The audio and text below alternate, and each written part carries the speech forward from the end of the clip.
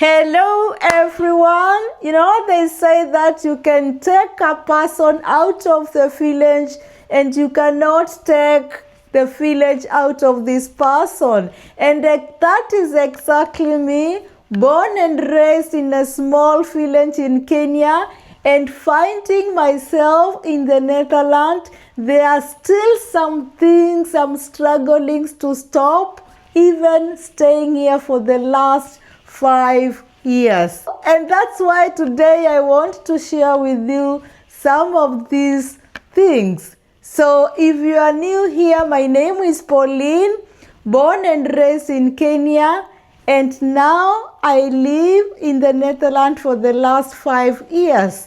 If you've not subscribed to my YouTube channel, please do so. Give me a comment, share with a friend, so that we can move together. So what are these things? 1, bargaining. The Kenyans here can support me that we love to bargain. Probably because that is the way we've been brought up. I remember very well when I was a little girl, I used to accompany my mother to the free market when she was going to sell some like goats or chickens, because that is exactly how my parents were earning the money. They were small farmers. They could go and sell those products in the free market. And I remember very well, my mother could bargain with the buyer. For example, if she had taken like 2 goats to the market, she would tell the buyer that she wants 2,000 Kenyan shillings. And the buyer could tell her that I'm going to give you 1,000 shillings, And then they could bargain till they come to an agreement. So that is the way I've been brought up. And also when I went to Nairobi, the big city, it is the normal thing to bargain. In fact, the only place we Kenyans don't bargain, it is in the supermarket. And sometimes I believe, given a chance, we would also go and bargain about that 2 kgs of sugar. So, when I came to the Netherlands, I found out that people here don't bargain. For example, when we moved to this apartment, first it was empty. That means that we had to do the floor. And I had to contact some of the small companies around here. And then when they came to check my floor, they had to give me a quotation, Deep in my mind, I knew because they gave me a quotation of 2,500. Deep in me, I knew that I'm going to talk to this guy and he probably is going to give me at 2,000 euro. But because I had someone who was guiding me, so when we were together, so I told him, please, can't you just bargain for him to go a little bit low? Then he told me, here in the Netherlands, we don't bargain. And it is very true, And for me, I've been struggling to adjust to that fact that everything here, it is set. You are not supposed to bargain. So if you are planning to come and visit the Netherlands or to relocate here, have in mind that we don't bargain here. So that is something I've been struggling, and I hope one day it's going to sit in my mind and understand everything here is set. Another thing I've been struggling with is converting euros into Kenyan shillings, My daughter all the time tells me, Mama, if you want to enjoy life here, stop converting euros into Kenyan shillings. I know most of Kenyans here, or rather Africans here, probably they had the same problem with me, that when you go to the supermarket and you want to buy something like banana and you find like 4 of them, they cost around €1.50. immediately you go to your telephone calculator and then you do the conversion, and then you get that's like around 350 Kenyan shillings. And then in your mind, you know 350 shillings in Kenya, you can buy the whole bunch of bananas, you know. That is very crazy. I've tried my best not to do it, but like especially when I go to the shops to buy clothes, you know, I want to buy a nice dress and then it costs 120 euros, you know. When I convert, that's like almost 20,000 Kenyan shillings, you know. So that has been a big problem for me to stop converting euros into shillings. Another thing I've been struggling to adjust is when you are in the bus here, you are not supposed to talk on your phone. Many times I get into the train or in the bus and then I receive a call and then I take it and then I start shouting to my Kenyan friends or family back in Kenya.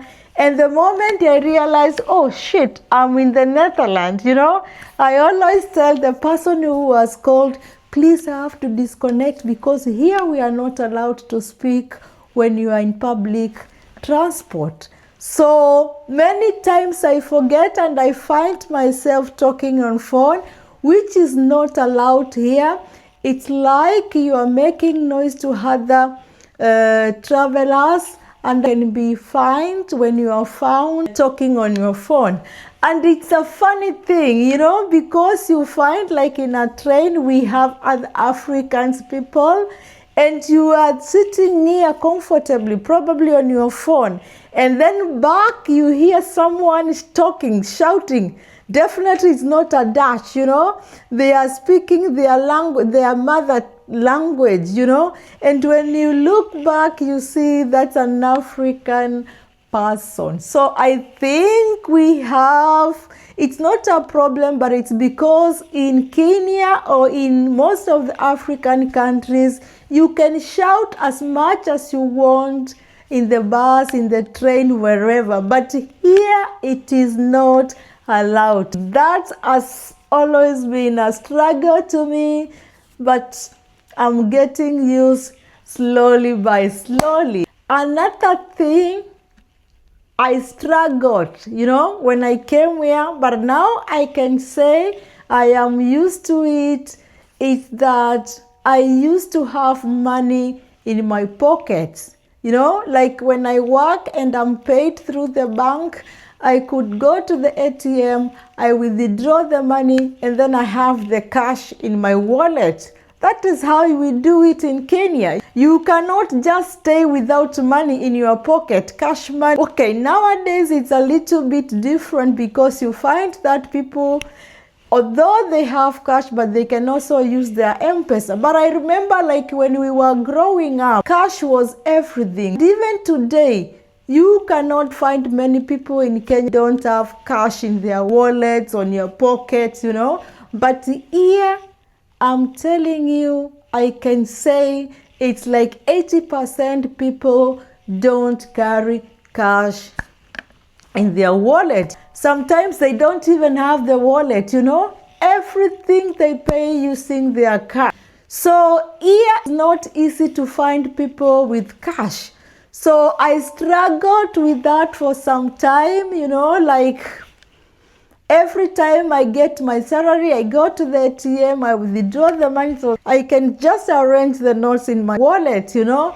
But at least nowadays I stopped. I also use my ATM card. I pay everything with my bank card. And in fact, there are some places you are not supposed to pay using cash. They say, use your bank card, we don't accept cash.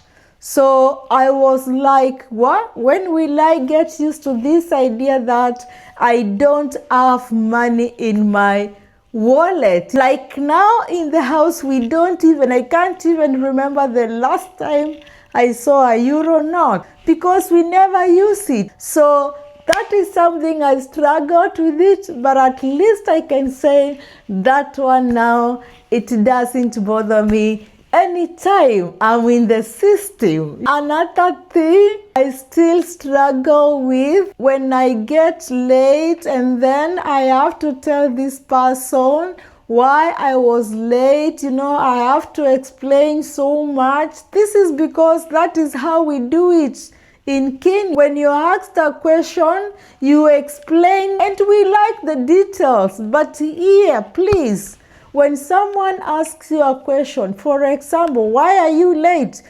Just tell him because of traffic. That's enough. Don't say, the traffic, it was this, there was an accident. No. They are not interested in that long explanation. I said another video that Dutch people are very direct. A question, they want a direct answer. They don't want stories. So I used to suffer from that. You explain so much, but you look at them and it's like, through their facial expression, that's enough. You are telling me a long story. I want it when it is short. So I struggled with that, and to be honest, even today, it's a major problem. I try to explain the whole thing, but it's not something they entertain here. So those are some of the things I struggled with, and some of them I'm still struggling with. So if you are planning to come to the Netherlands and you find yourself struggling to stop some of these things I've mentioned or others, know that you are not the only one. I believe most of the people who relocate to this country also suffer from that problem. So for now, I'm going to stop there. And if you have not subscribed to my YouTube channel, please do so. And don't forget to just give me a comment there. That gives me the morale of doing it again and again. So next time, I'm also going to talk about more other things, culture shocks. So stay tuned. And for now, I want to say thank you so much.